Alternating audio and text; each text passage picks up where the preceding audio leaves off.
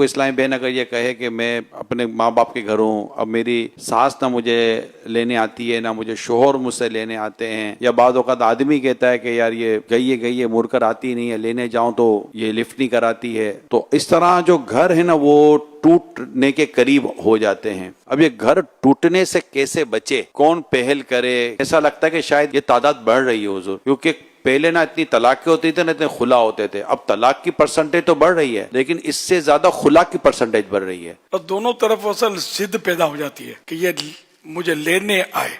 अब वो बीवी चाहती है शोहर मेरे आगे झुके, अच्छा शोहर चाहता है कि बीवी मेरे आगे झुके। अब ये दोनों इस खिंचम तानी में डोरी टूट जाती है बाजों का, और कुछ का कुछ हो जाता है। तो इसलिए ये देख लिया जाए कि कसूर किसका है। मसलन बीवी रूठ के चली गई है, तो अब मुतालबा ना करे कि मुझे लेने आए, ये कोई सी तरकीब बनाए और चली जाए, समझ में ही आता है। शोहर ने धक्का मार के निकाल दिया है, घर बर्बाद होता है, इससे बच्चे रुल जाते हैं।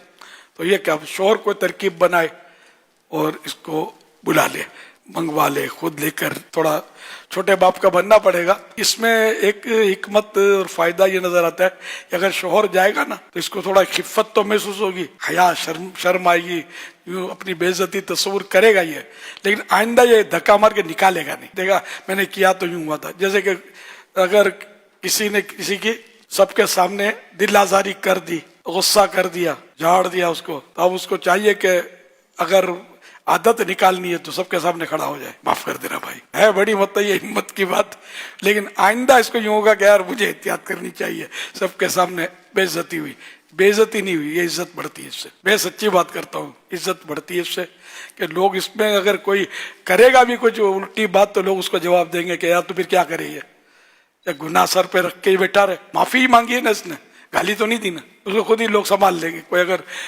मजाक उड़ाएगा भी तो लोगों के दिलों में ऐसे शख्स की इज्जत बढ़ेगी कि यार ये जिद्दी आदमी नहीं है, आजिजी वाला आदमी है। इस तरह दोनों में जिसकी भूल हो वो ऐसा कर ले। हजरत सैयदना अबू दरदा रदी अल्लाह अन्हु ने उम्मु दरदा रदी अल्लाह अन्हा से फरमाया, जब मैं गुस्से में आऊं तो तुम मुझे राजी कर दिया करो, और जब तुम गुस्से में आओ तो मैं तुम्हें राजी कर दिया करूंगा, क्योंकि अगर हम ऐसे न रहे तो बहुत जल्द एक दूसरे से जुदा हो जाएंगे। यानी एक को गुस्सा आ जाए तो दूसरा भी गुस्से में आ जाए ना तो आग से बुझेगी नहीं, बढ़ेगी, आग पानी से बुझेगी।